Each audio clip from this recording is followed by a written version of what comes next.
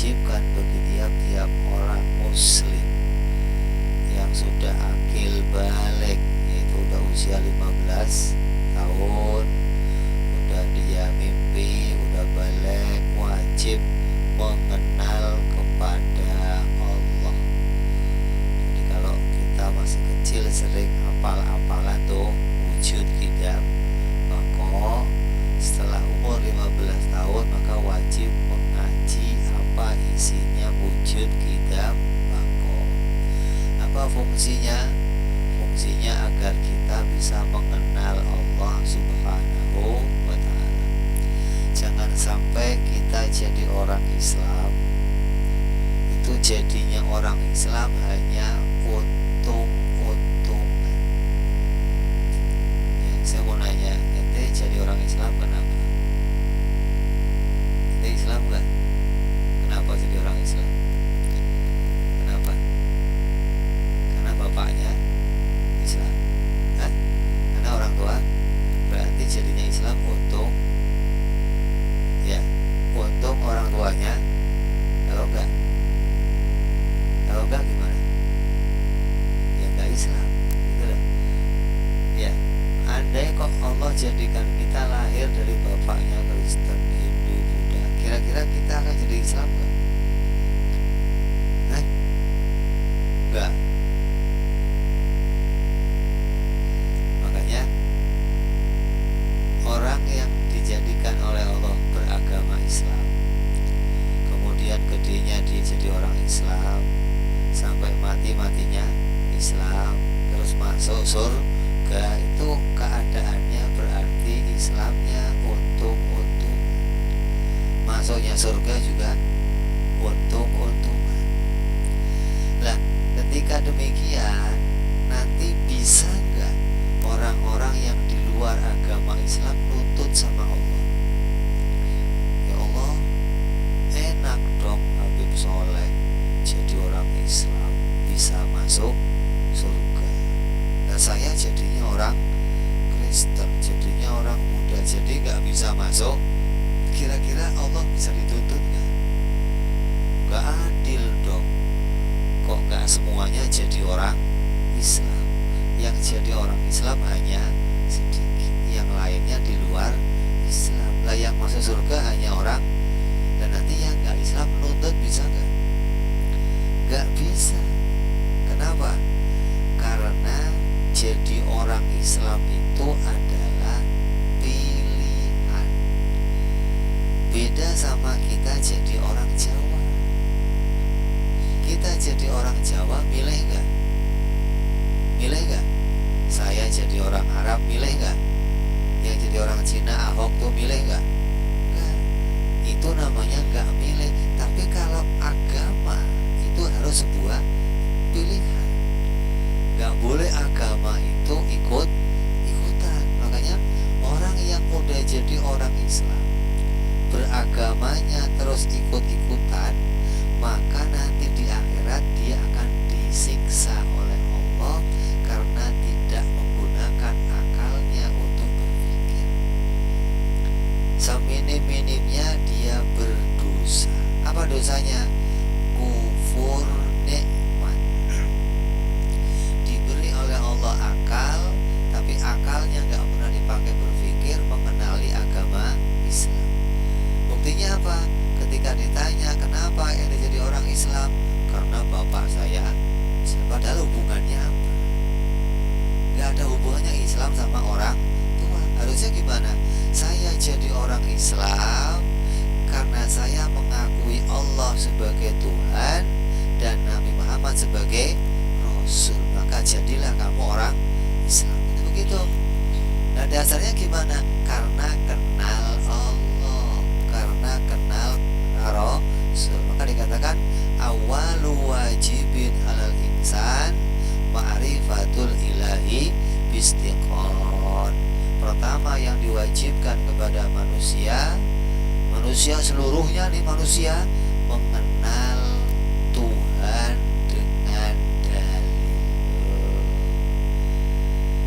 Makanya mau lahirnya Kristen, Buddha, Hindu, Katolik, Yahudi, Nasrani, tetap ketika dia 15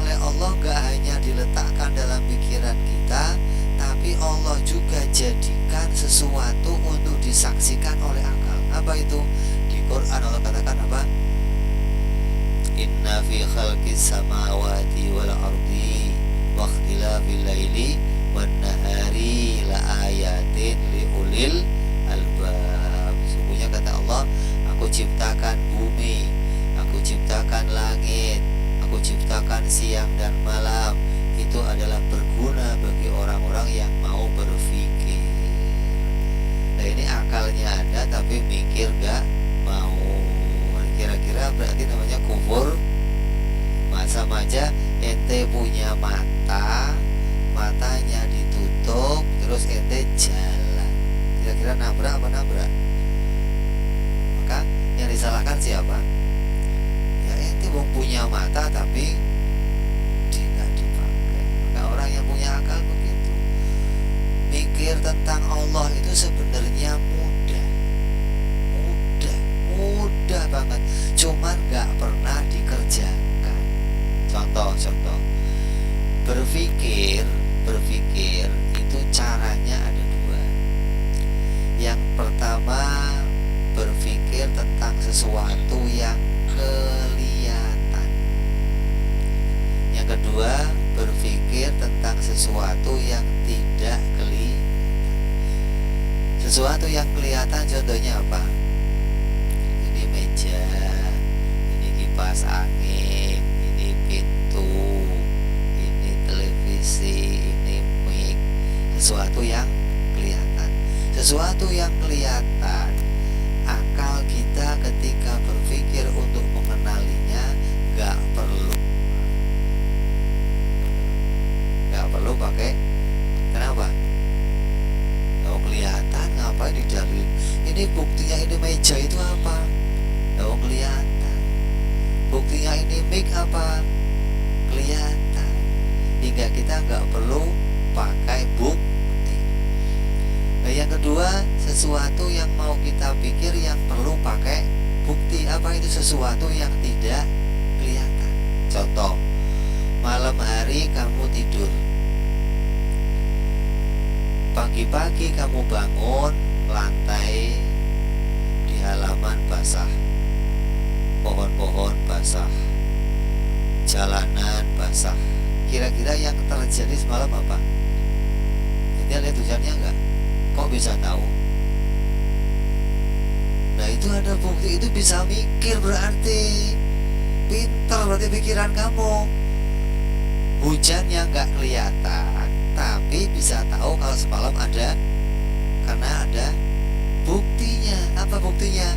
Basah. Itu namanya mikir sesuatu yang gak kelihatan, perlu pakai bukti. Allah kelihatan gak? Bisa diketahui gak? Bisa gak diketahui?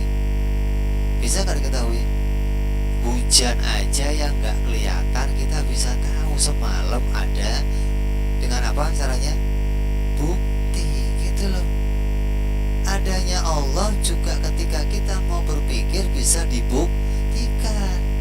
Bukan terus, kan Allah gak kelihatan, gimana cara kenalnya Allah? Oh, karena gak mau mikir. Padahal akalnya ada dan pinter bisa Saya kasih contoh lagi.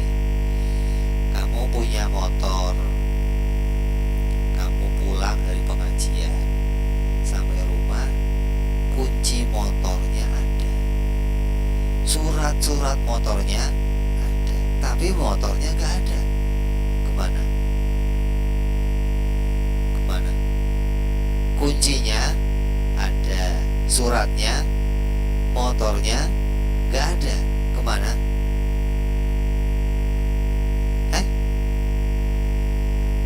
Berarti apa? Hilang. Untuk tahu motornya hilang perlu lihat malingnya enggak? Bisa tahu kan? Bisa tahu walaupun enggak pakai lihat. Itu namanya bisa mikir, itu pinter. Tapi gila mikir Allah enggak mau, kan aneh. Mikir maling mau, mikir hujan tahu, mikir Allah kagak lah, kan aneh ini. Gitu loh. Jadi membuktikan keberadaan Allah itu gampang sebenarnya, asal mau berpikir. Akal kita itu tiap hari dipakai mikir sebenarnya. Kenapa? Untuk mengetahui sesuatu yang gak kita lihat pakai mata. Caranya akal yang mendeteksinya, akal yang mencarinya. Caranya dengan bukti. Kunci ada, surat-surat ada, motornya ya pasti hilang. Gak perlu sisi, gak perlu. Memang pokoknya saya gak percaya kalau motornya hilang kalau belum lihat malingnya. Ya gue gimana gak percaya, motornya gak ada. Kalau dipinjem ya sama kalau digadein sama surat. Nah begitu, ini kok suratnya ada, kunci ada, motor gitu loh. Sesuatu yang tadinya ada berubah jadi tiada. Sesuatu yang tadinya tidak ada berubah jadi pasti ada yang ngerjain. Gak mungkin nongol dengan sendirinya. Ini akal berpikir. Tadinya siang berubah jadi malam, tadinya malam berubah jadi. Ini bukti ada yang ngerjain. Keberadaan Allah pasti ada. Jadi kalau kita mau berpikir pasti bisa mengenali kepada Allah, hingga kita itu jadi orang Islam bukan ikut-ikutan orang tua lagi, tapi jadi orang Islam karena akalnya berpikir mengenali Allah Subhanahu wa ta'ala sebagai Tuhan yang menciptakan semesta alam. Makanya Allah itu gak bisa dituntut. Walaupun ada orang yang lahirnya Kristen, Buddha, itu Allah gak bisa dituntut. Kata Allah, lah saya kan kasih akal sama kamu, dan dalilnya udah saya bikin tuh, langit dan bumi, siang malam, pohon, lautan, hutan, semuanya saya bikin untuk jadi dalil. Kenapa nggak mau dipikir? Jadi orang yang jadi orang Islam kemudian mau berpikir hingga menemukan keberadaan Allah, hatinya yakin dengan sifat-sifat Allah, maka itulah orang-orang yang beruntung dunia sampai akhirat. Ketika nanti dia menghadap Allah, dia akan bangga di hadapan Allah. Kenapa? Karena akan berterima kasih Allah sudah memberikan dia akal, yang dengan akalnya dia bisa menjumpai Allah Subhanahu wa ta'ala. Sebelum turun ke dunia, semua ruh itu disumpah oleh Allah. Sebelum di dunia, semua ruhnya siapa saja? Kata Allah apa? Alastu birabbikum qalu bala syahidna. Kata Allah apa? Apakah engkau menyaksikan aku adalah Tuhanmu? Ya, kami bersaksi ya Allah, engkau adalah Tuhan kami. Ketika roh itu masuk ke dalam jasad, kemudian roh itu jadi lupa kepada Allah. Kenapa? Sebelum masuk ke jasad, roh itu mengenal Allah gak pakai akal. Nah, roh itu gak ada akalnya. Langsung Allah kasih bisa kenal Allah, seperti para malaikat yang diciptakan langsung kenal sama Allah. Nah, begitu roh itu masuk ke dalam jasad, untuk kembali kenal Allah harus pakai akal, gitu loh. Hingga ketika akalnya gak dipakai, ya selamanya dia bisa mengenali Allah Subhanahu wa ta'ala.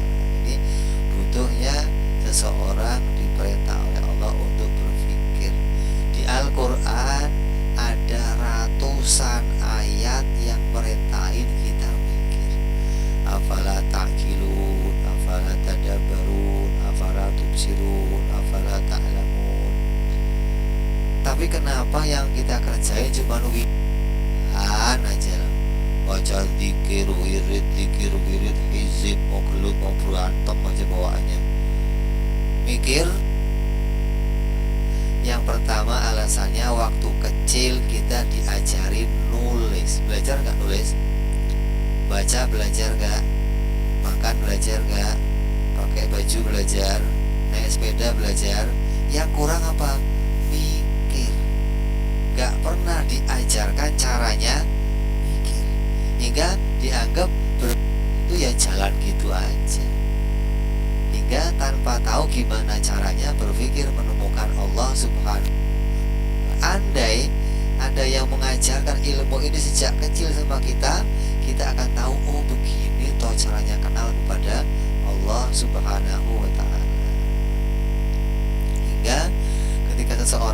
berpikir dengan baik, dia di dunia ini dengan akal yang dia berikan oleh Allah bisa kembali mengenal Allah Subhanahu wa ta'ala, dan dia bisa bersaksi, Engkau adalah Tuhanku ya Allah, ketika akalnya digunakan. Maka apa yang kita kaji di majelis ini adalah agar kita bisa kembali menjadi orang-orang yang bersyukur atas nikmatnya Allah, nikmat diberi akal, nikmat diberikan oleh Allah petunjuk langit dan bumi, nikmat diberikan Allah Nabi Muhammad sallallahu alaihi wasallam. Jangan sampai kita jadi kelompok-kelompok yang kufur nikmatnya Allah, ingkar sama nikmatnya Allah Subhanahu wa ta'ala. Maka harapannya apa? Di tahun yang baru ini, di pengajian kita ini akan jadi jalan kita diberikan oleh Allah kesempatan untuk bisa jadi orang yang imannya bertambah kuat, keyakinannya bertambah dalam, hatinya tambah cinta kepada Allah Subhanahu wa ta'ala, hatinya tambah mengenal kepada Allah Subhanahu wa ta'ala. Jangan sampai Islam kita sampai akhir hayat hanya Islam untungan, Islam ikut-ikutan, tapi harus jadi Islam yang jadi pilihan, bahwa memang Allah itu betul-betul Tuhan dan Islam itu betul-betul agama yang lurus. Maka saya memilih agama Islam dan ingin mati tetap dalam agama Islam, hingga insya Allah kita akan diberi jalan oleh Allah untuk mati jadi orang-orang yang husnul